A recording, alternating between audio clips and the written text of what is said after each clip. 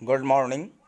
SSC stenographer exam 2019 के सभी candidates का सक्सेस ग्रुप में बहुत बहुत स्वागत है। आपके एग्ज़ाम्स भी हो गए, ऑफिशियल आंसर की भी आउट हो गई और आपने अपने मार्क्स का भी असेसमेंट कर लिया होगा। सोशल मीडिया पर कट ऑफ के तमाम वीडियोस भी आपने देख लिए होंगे और अभी तक आप ये डिसाइड नहीं कर पा रहे होंगे कि शॉर्ट हैंड की तैयारी करें या फिर रिटेन की तैयारी करें 2020 के। ये बहुत बड़ा प्रश्न है और बहुत से कैंडिडेट ने ये जानना भी चाहा है कि आफ्टर ऑल ऐसी स्थिति में क्या करें। देखिए, जहाँ तक बात करें वैकेंसीज़ की तो 2019 में वैकेंसीज़ तो निश्चित रूप से कम थी, बहुत कम थी। ग्रेड सी में तो बहुत ही कम है।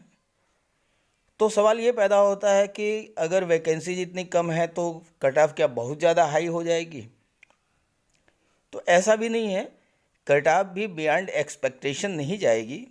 पेपर बहुत टफ था और सबसे बड़ी बात यह है कि कितनी भी कम वैकेंसी हो, सवाल ये पैदा होता है कि गुड अटेम्प्ट क्या रहा है, कितने मार्क्स आपने मैक्सिमम अटेन किए हैं।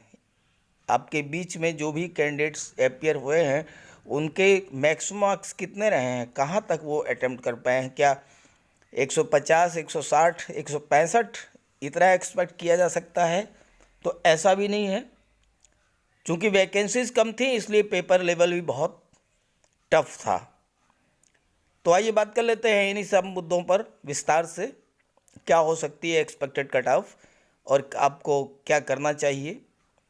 आप शॉर्ट हैंड की तैयारी कीजिए या फिर रिटेन की तैयारी कीजिए, इन सब बातों को विस्तार से डिस्कस करेंगे। जानकारी और वीडियो अगर अच्छा लगे आपको तो अपने साथियों को भी शेयर कर दीजिएगा और चैनल को पहली बार विजिट कर रहे हो तो सब्सक्राइब भी कर लीजिएगा। शायद आपकी शंकाओं का समाधान इस वीडियो से हो सके। चलिए बात करते हैं सेफ स्कोर क्या रहेगा। यहाँ मैं एक बात कहना चाहता हूँ कि अगर आप केवल कट ऑफ देखना चाहते हैं, सेफ स्कोर जानना चाहते हैं, तो आप वीडियो को स्किप करके और लास्ट में जाकर के कट ऑफ देख सकते हैं। लेकिन उससे कोई लाभ नहीं होने वाला है। जब तक आप पूरी बात को नहीं समझेंगे तब तक केवल कट ऑफ देख लेने से जो है आपको कोई आइडिया नहीं बनना है। बात करें वैकेंसीज़ की तो आपको मालूम है ग्रेड सी की 15 वैकेंसी हैं और ग्रेड डी की 442 वैकेंसीज हैं। तो चूँकि वैकेंसीज़ कम हैं, हालाँकि एसएससी की वैकेंसीज टेंटेटिव हो सकती हैं, होती हैं, बढ़ती हैं बाद में, लेकिन यहाँ इतनी कम है।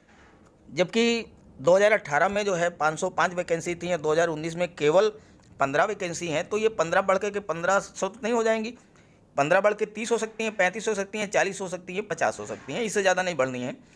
तो कट ऑफ भी उसी लेवल, उसी के अकॉर्डिंगली जो है ग्रेड सी की तो बहुत हाई रहेगी। लेकिन ग्रेड डी में 442 वैकेंसी हैं और प्रीवियस ईयर जो है 2018 में 696 वैकेंसी थी। तो अगर ये बढ़ती हैं तो 442 से 500, 550 भी हो सकती हैं। तो उसके अकॉर्डिंग ग्रेड डी की जो कट ऑफ है वो तो एज इट इज़ रहेगी।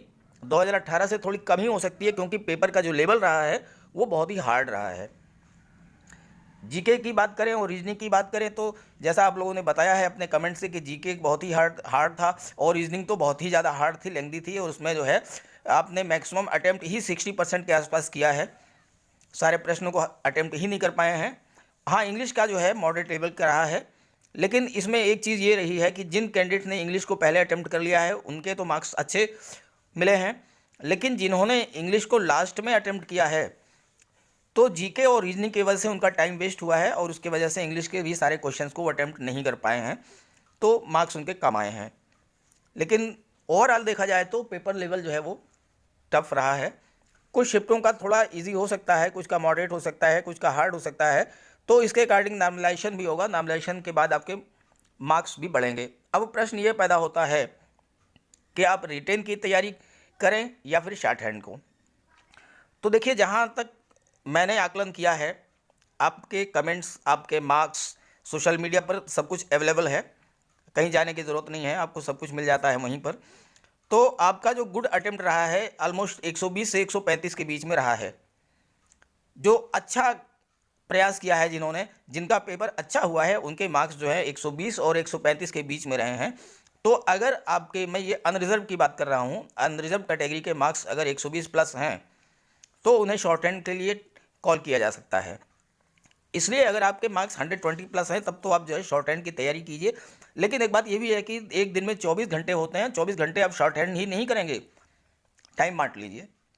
मार्क्स अगर आपके अच्छे हैं तो शॉर्ट हैंड पर जो है आप टाइम 60% दीजिए और रिटेन के लिए 40% टाइम दीजिए। लेकिन अगर मार्क्स आपके इससे थोड़ा लो हैं, मे भी नॉर्मलाइजेशन के बाद आपको कॉल किया जाए, 115 से 120 मार्क्स वाले कैंडिडेट्स को भी कॉल किया जा सकता है।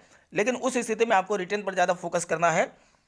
ओवरऑल ये है कि रिटेन को आप 60% और शॉर्ट हैंड को जो है 40% टाइम दीजिए। 4 घंटे अगर आप शॉर्ट हैंड के लिए टाइम दे रहे हैं तो 6 घंटे आप रिटेन के लिए टाइम दीजिए। इसी रेशियो में आप टाइम को डिवाइड कर लीजिए। हाँ, अगर 120 से आपके मार्क्स प्लस हैं, देखिए ये रा मार्क्स की बात कर रहा हूँ, अभी मैं नॉर्मलाइज मार्क्स की बात नहीं कर रहा हूँ।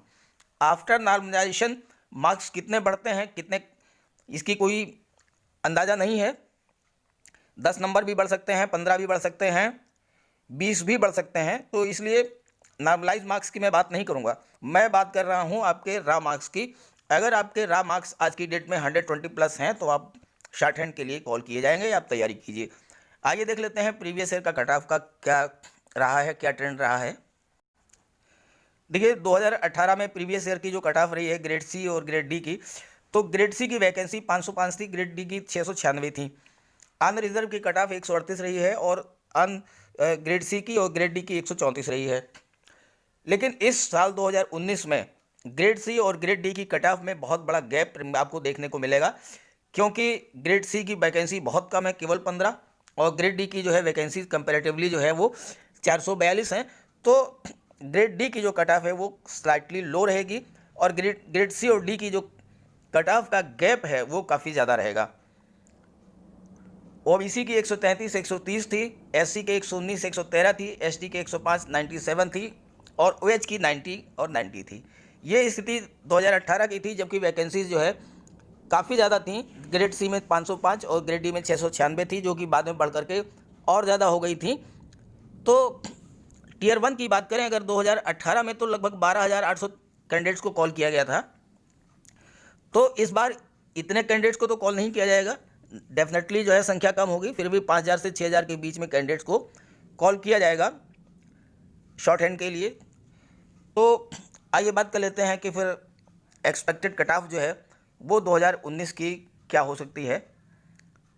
उसके पहले हम आपको बता दें कि जो गुड अटेम्प्ट की बात कर रहे थे, तो ये आपके कमेंट्स के आधार पे ही ये मैंने सॉर्ट आउट किया है इस फिगर को, कि ऑलमोस्ट कैंडिडेट जिनका गुड अटेम्प्ट रहा है उनके जो है 120 से 135 के बीच जो है क्वेश्चंस अटेम्प्ट किए हैं उन्होंने। 120 से 135 मार्क्स उनके फाइनली जो है आए हैं। तो आइए बात कर लेते हैं कि रा मार्क्स के आधार पर कट ऑफ क्या होगी।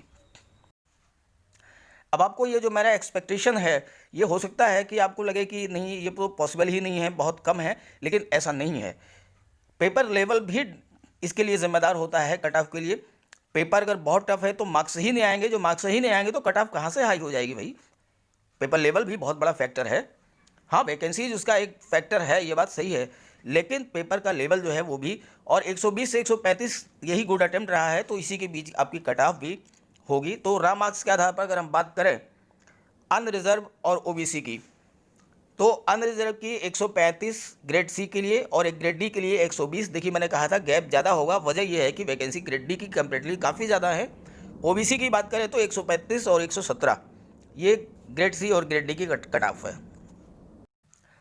अब ये ईडब्ल्यूएस, एससी, एसटी, ओएच की एक्सपेक्टेड कट ऑफ आपके सामने है। ये मेरा आकलन है, इतनी ही होगी कट ऑफ, और ये कट ऑफ जो है राम मार्क्स के आधार पर है, ध्यान दीजिएगा। अभी आपका नॉर्मलाइजेशन होना बाकी है, नॉर्मलाइजेशन होने के बाद 10, 15, 20 मार्क्स जो है इसमें बढ़ सकते हैं। हो सकता है आपके मार्क्स जो है 128 हों और वो बढ़ करके 140 हो जाए, हो सकता है 125 हों वो 140 हो जाए, हो सकता है कि आपके मार्क्स 132 हों और वो तब भी 140 ही हों। तो ये डिफ़र करेगा शिफ्ट टू शिफ्ट। शिफ्ट के अकॉर्डिंगली जो है किसी शिफ्ट में मार्क्स ज़्यादा बढ़ेंगे, किसी शिफ्ट में मार्क्स कम बढ़ेंगे। तो इसलिए मैंने जो है अभी नॉर्मलाइजेशन का कोई कैलकुलेशन नहीं किया है, ये मैंने केवल आपके रा मार्क्स के आधार पर आपको आकलन करके बताया है। और आप इतने मार्क्स अगर आपके हैं, इतने मार्क्स अगर आज की डेट में आपके हैं रा मार्क्स, तो 100% आपको कॉल किया जाएगा शॉर्ट हैंड के लिए ये आप नोट कर लें, जब आपको कॉल किया जाएगा तो आप मेरे वीडियो को याद कर लीजिएगा, बिल्कुल यही मार्क्स आएंगे, इससे ज़्यादा नहीं आएंगे, इतने पर आपको कॉल कर लिया जाएगा। EWS 130, grade C 115, SC 127, grade D 111, ST 123, grade C 107, grade D और OH 112, grade C 95, grade D, यही कट ऑफ रहेगी। आफ्टर नॉर्मलाइजेशन कितने बढ़ते हैं ये depends on the shifts. I hope आपको इससे काफ़ी कुछ आशा, ऊर्जा, स्फूर्ति मिलेगी।